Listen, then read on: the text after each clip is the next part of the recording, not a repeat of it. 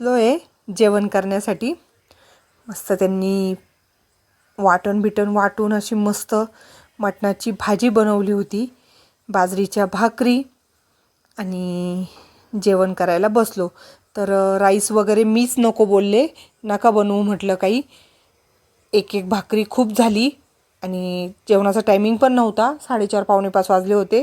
आणि माझ्या मनामध्ये धास्ती बसली होती. त्यांनी जे बिबट्याबद्दल बोलले, मला निघायचं होतं घरी अंधाराच्या आतमध्ये. त्यामुळे मला खरं सांगते, इतकं सुंदर जेवण असताना जेवण पण नाही गेलं.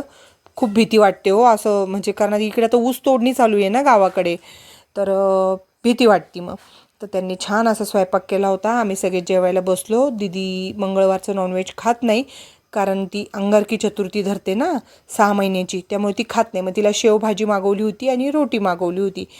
तर तुम्हाला व्हिडिओ कसे वाटतात हे पण तुम्हाला विचारायचं होतं. तर कमेंट्स वगैरे करत जा ना यार, काहीतरी कमेंट्स करत जा, लाईक करत जा, आणि फेसबुक पेजला नक्की फॉलो करा.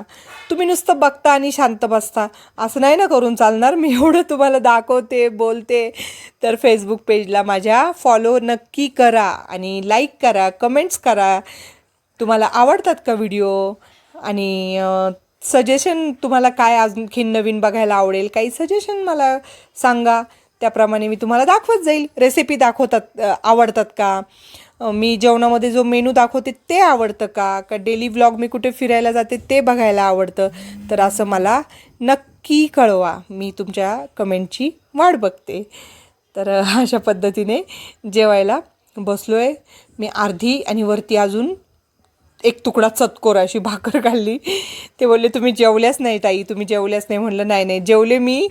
ते बोलले तुम्हाला उगाच सांगितलं, तुम्ही घाबरू नका हो, तो काय दिवसा येत नाही.